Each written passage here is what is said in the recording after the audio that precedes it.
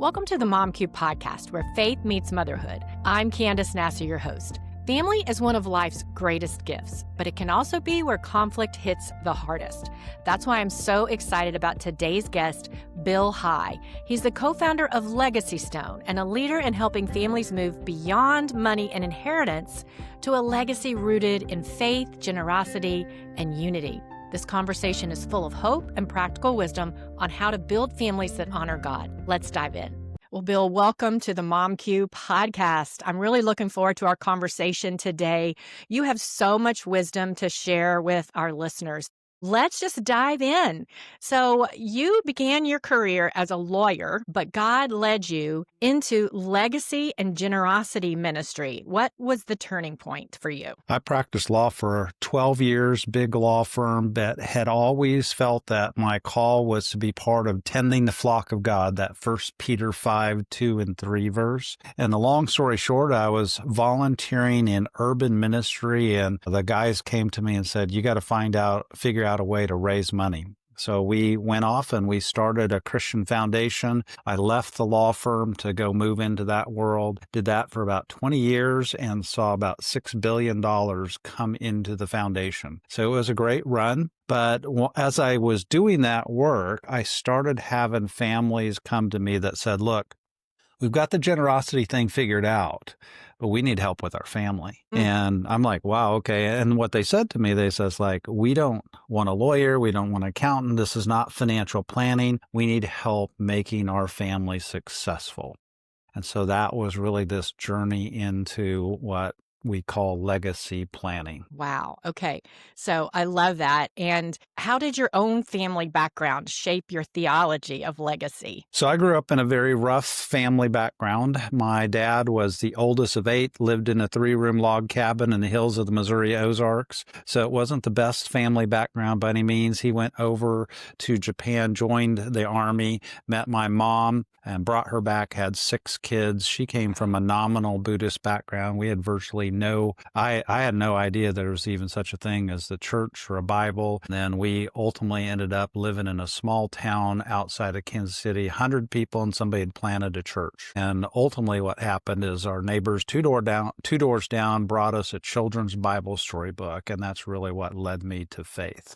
Is that the story of the Bible? That's so good. And you shared how the people of that community poured into your family because your father, I guess there was some issues with him, and your mom just really leaned in and became a single mom, right? Yeah, well, it wasn't too long after I came to faith that he died. He had cancer. He was a heavy drinker, smoker, the whole bit. And so he died. And the kind of fascinating part of all that story is at the same time he was passing away is about the same time we were getting involved in church, this little 100-person church. Actually, not even a 100-person church. It was a 100-person town and maybe 25 people in the church. Oh, that's beautiful. So, but, God is very clear in his word that he is a defender of the widow and a father to the fatherless.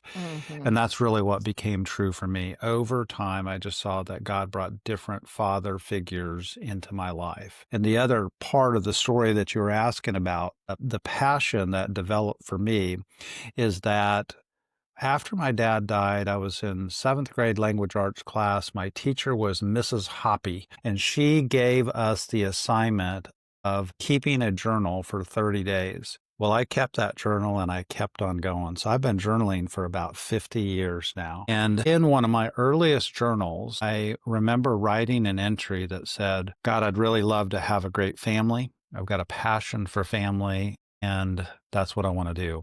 And so here I am all these years later living out what God placed in my heart. And everybody that's got that kind of a wound often wants to live it a different story. So Yes. that's been my journey. I can so relate. And it's so encouraging. We have moms in our community, in our gatherings, and as our listeners that are single moms. My mom was a single mom. And just to hear how God was faithful to put those people in your life and those father figures is really, really encouraging, just to know that in the church, through those types of interactions and community, that part of your life can still be filled by God's grace. And so I really think that's great encouragement. So thanks for sharing that. And so when most people hear the word legacy, they think about inheritance or finances, but you define it biblically. So, what does legacy really mean to you? Yeah, you nailed it, Candace. Most people think about it as legacy is what you leave behind. They think about wills or trusts. Or maybe if they're from a college or university, they think about it's the name on the building. But the scriptures really teach this idea that legacy is what you set in motion.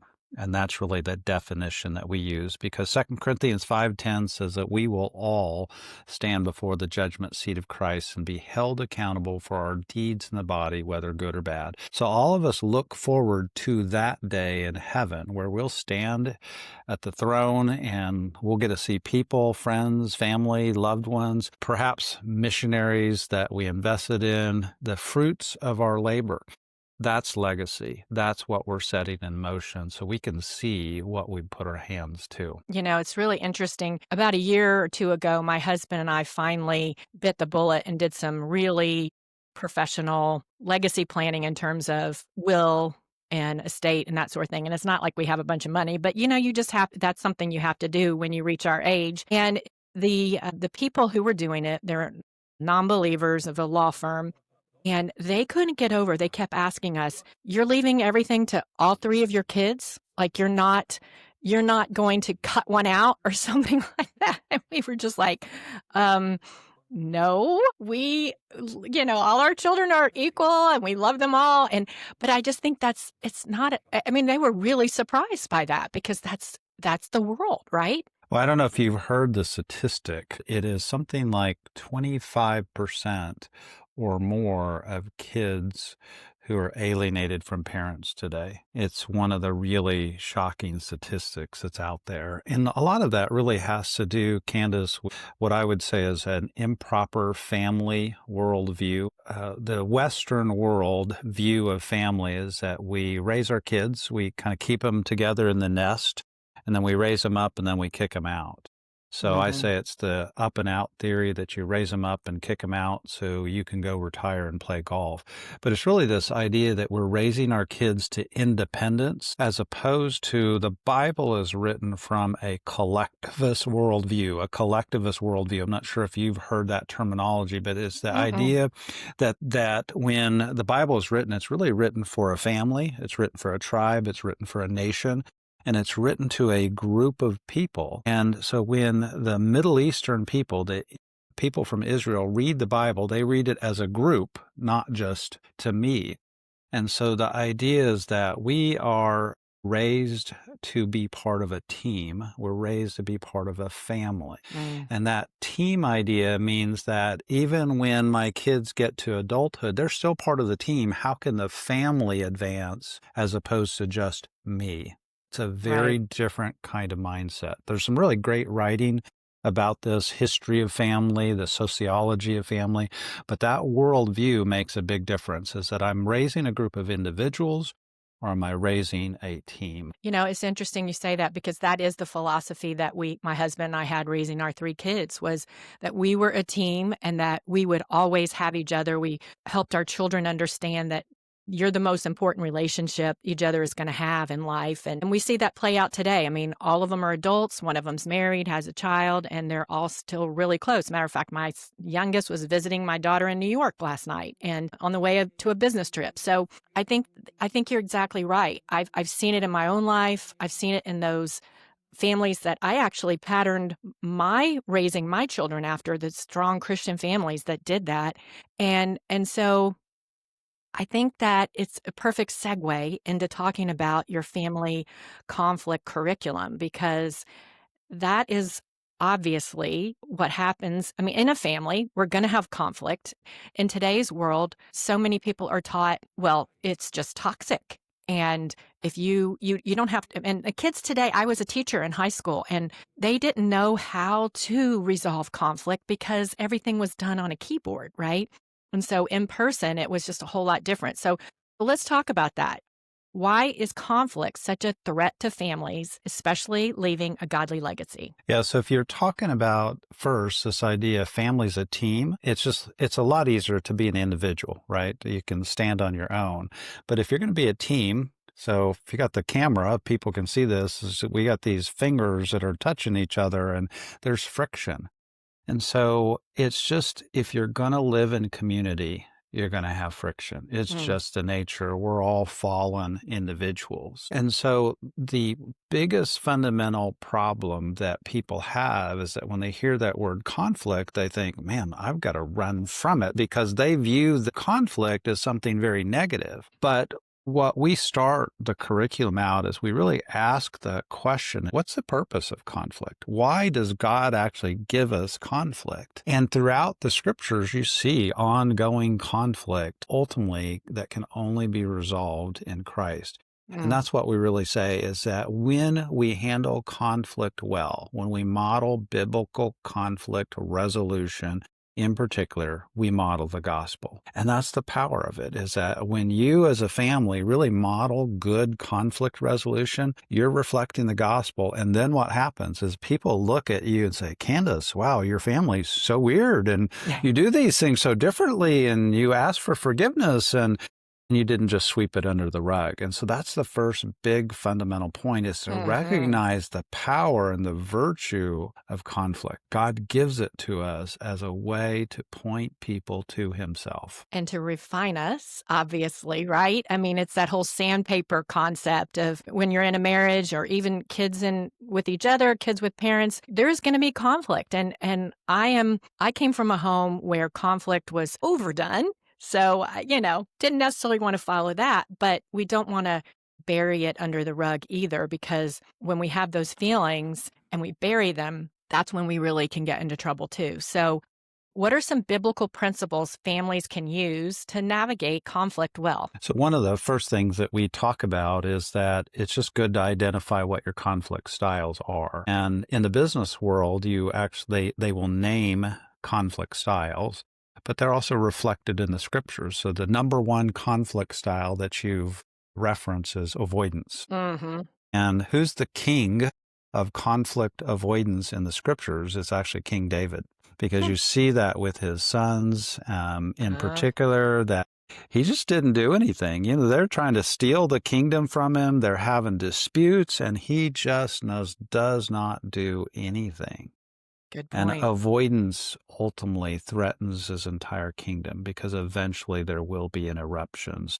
But a second conflict style is more of an accommodating style, and that is a you win and I lose kind of style. And we see that, by the way, in Abraham, because when it came time to divide the land, he accommodated Lot and said, Lot, you take the good land and I'll take the land that's worse. And that's an accommodating style. Now, the results of that one ultimately didn't prove to be good for Lot himself. And there's 5 conflict styles. We don't have time to go through all of them, but the hardest style is what they call the collaborating style. And the Mm, collaborating style says we all win. It's a win-win kind of style. We see that in the early church, when the church had to come together and say, how are we going to get all this work done? How are we going to make sure that people are fed? Well, that took a lot of time, and ultimately a group resolution so the group could go forward. So if you identify your style, and some people have certain general styles. Some people are loud, some people are mm-hmm. quiet, some people want to retreat, but it's recognizing all the styles in the room is one of the first places that you can really begin. Yeah, just owning what you kind of your go-to is, and maybe it's not always effective. And so just putting that out. And I can see having great family conversations around the dinner table about, this is your style and this is my style, and we need to grow here. And just really the parents modeling that we're learning and growing,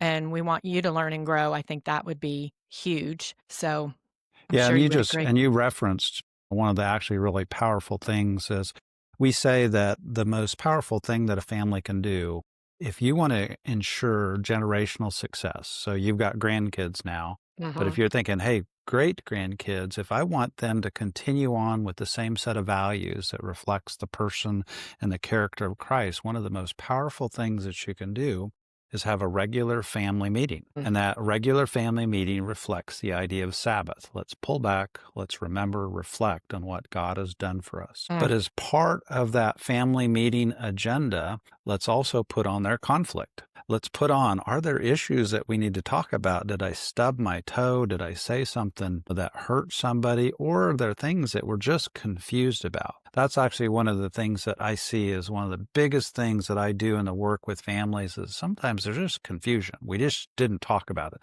You and your husband had to make a decision on the spur of the moment.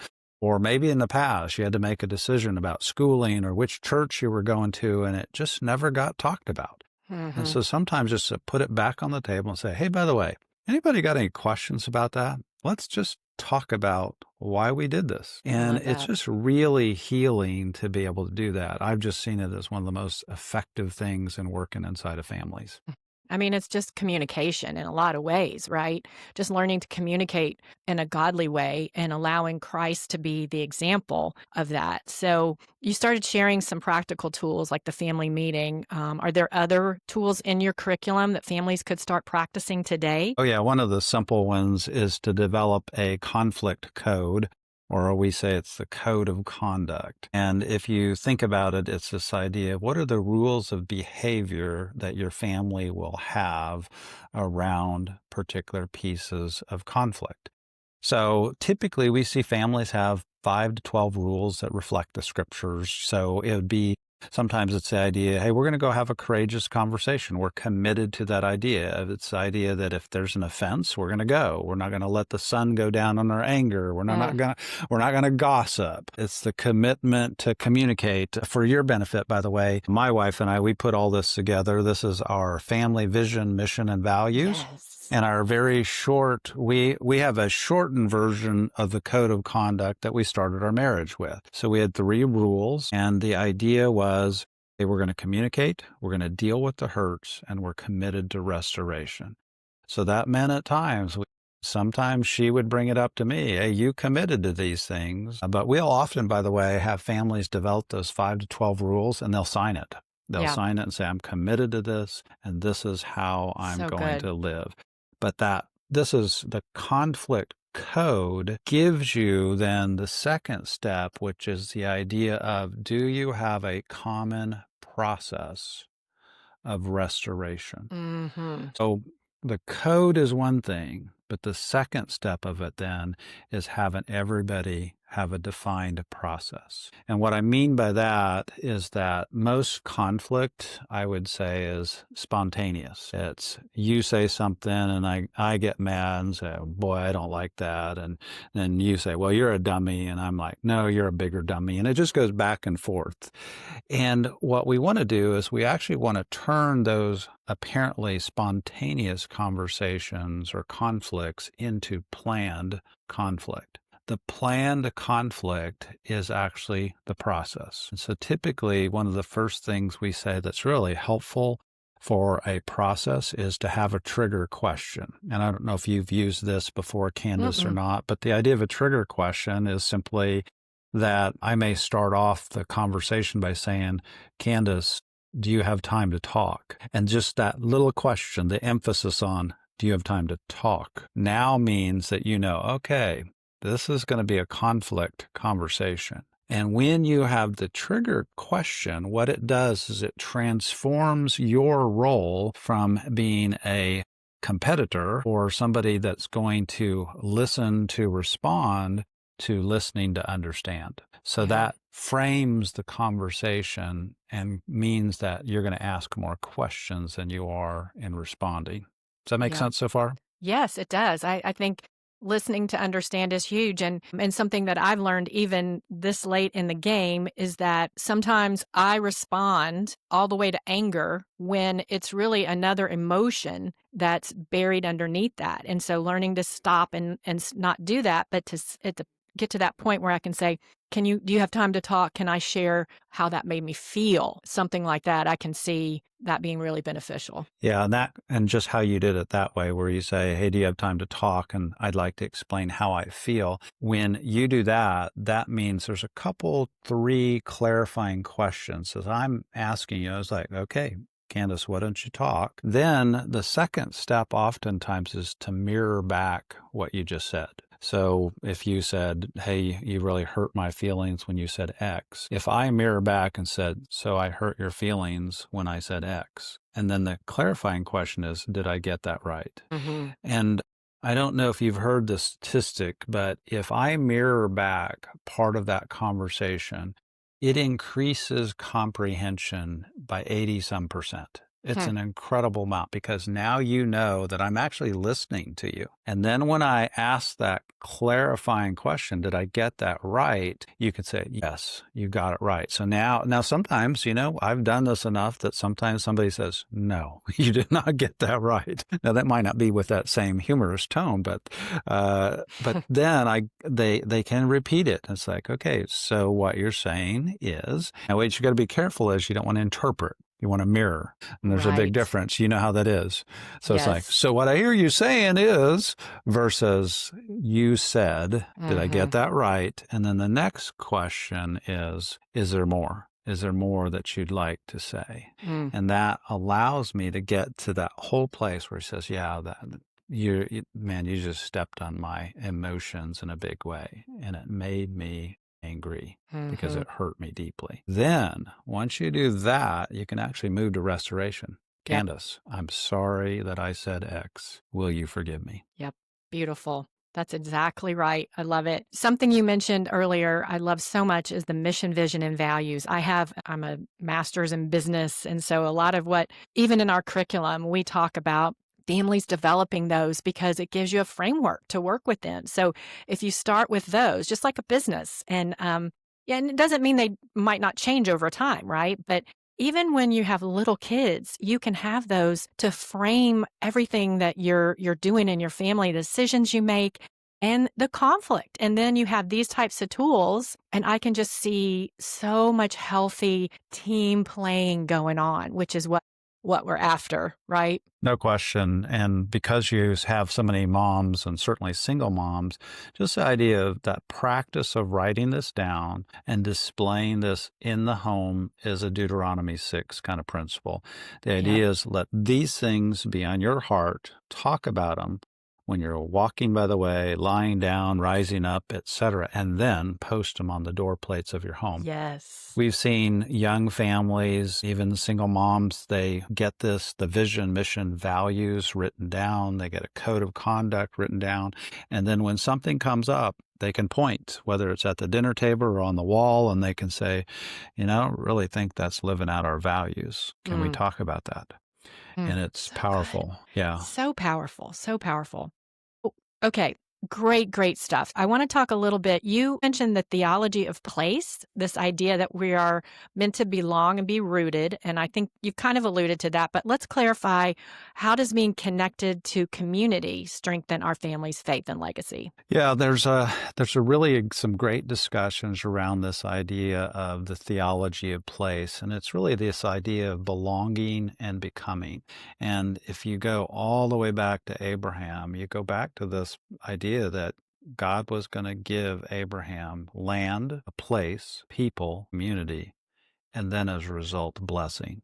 Because if they would perpetuate that set of values, then they could continue to expand geographically, land-wise. And so one of the things, too, that I will often say to families that are in this, fighting this worldview of this hyper-individualistic state that we're in, is to say that geography really does matter. Proximity matters.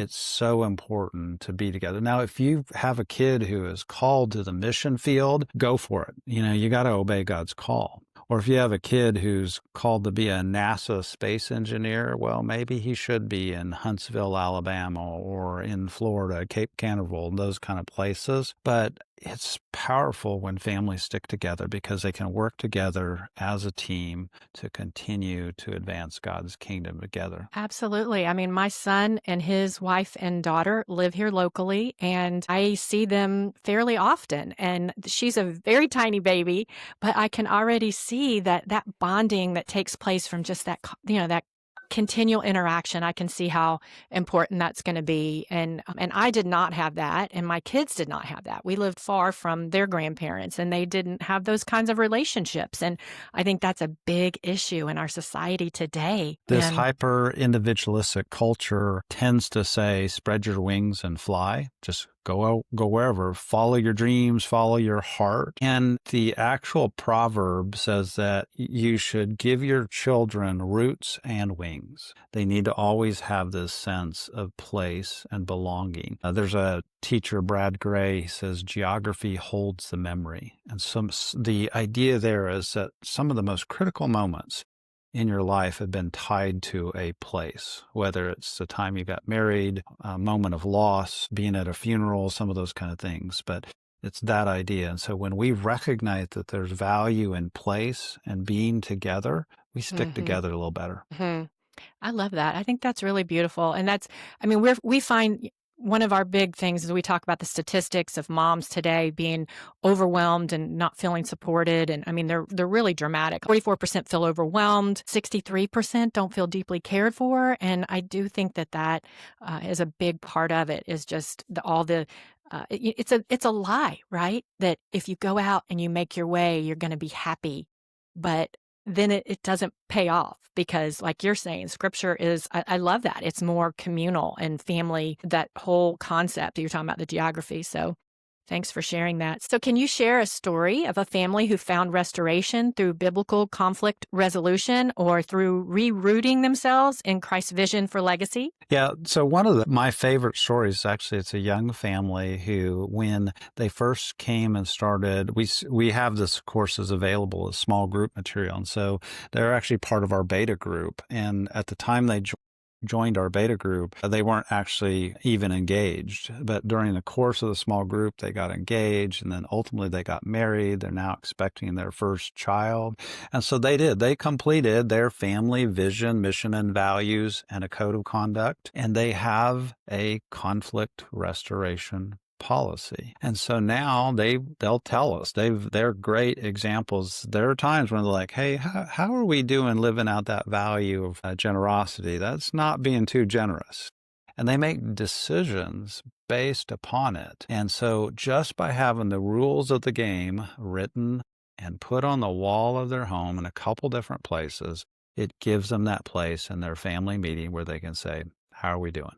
So that's one classic example. Now, I also do some consulting work, Candace, and so sometimes I get to go into families where there is very deep historical conflict. Sometimes it's just points of confusion, and I've seen it where just by putting some of those issues on the table as a regular item of discussion, those families walk away and they say, wow, that was the best meeting we've ever had. Just because they talked about stuff that just needed to be talked about. And it was set up as a safe place. And so they felt they could do that. And then, like you're saying, be heard with those clarifying questions. They had a code of conduct and they had a process.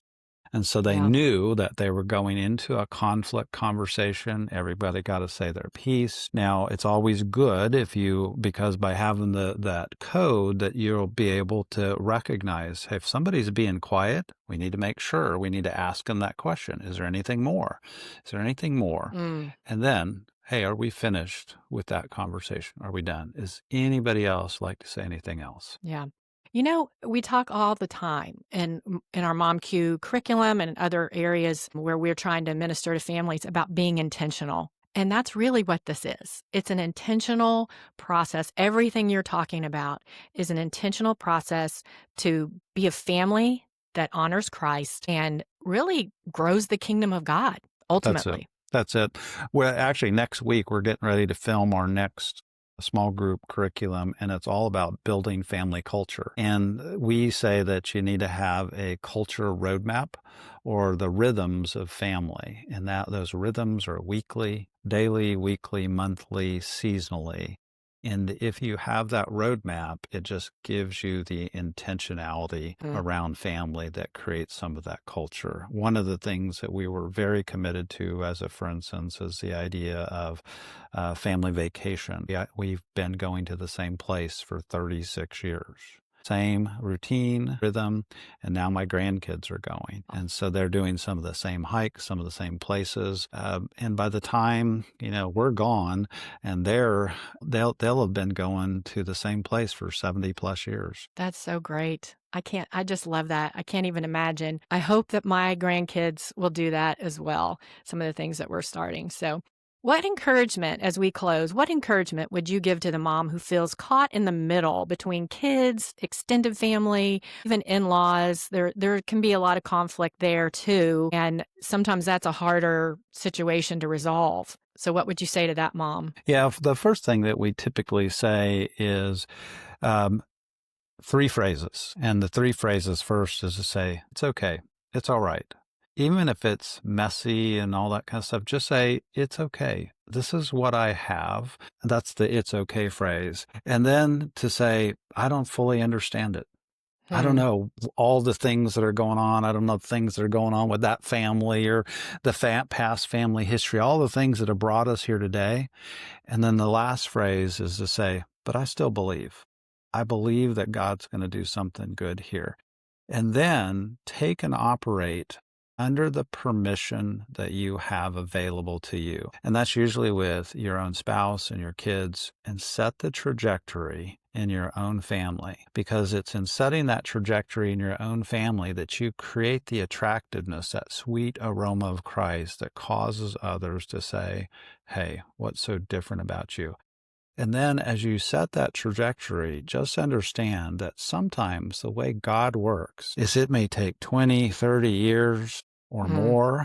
It may take into the next generation. The conflict, by the way, between Joseph and Judah, his brothers in the Bible, it was about a 20-year feud that Wow, took yeah. place. And I think we forget that that was a conflict of family, not just a dislike of Joseph. That's But so when true. when the family comes together, everybody goes, this is good. And we've got to be the long-suffering people to say, I believe that God is a generational God and thinks and plans in generations, and I'm going to be faithful in this moment. And Hmm. by being faithful in this moment, I can set the trajectory for future generations to come. And we just have no idea what God will do with your faithfulness today. Love that. And prayer, obviously, lots of prayer and prayer for godly responses and learning your own. I love if we're practicing healthy conflict resolution in our homes and with our husbands and children on a regular basis, that we can be better when we're in those situations with in-laws or extended family. I can see that that would really help, and maybe even speaking into their situation. So Yeah, it's, no question. I think the simplest thing, by the way, in terms of being with those larger family dynamics is just humble yourself, lower yourself, literally. I say physically, lower yourself and lower your voice. And if you're the calm one, because you trust in the sovereignty of God to let Him write the divine narrative, He'll bring good out of it. love it. So good.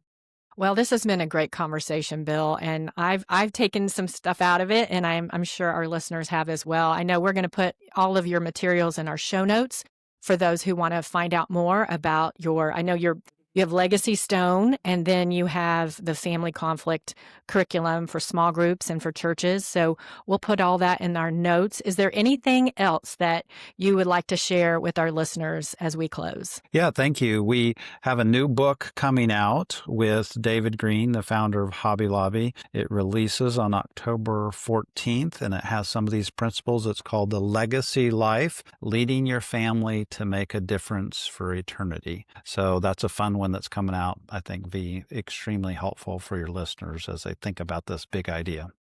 Well, thank you for what you've done, for hearing the call of God and stepping into that and developing this fantastic curriculum. I can see that it really is impactful. So thanks for coming on today, Bill. God Thank you so bless. much. Take care.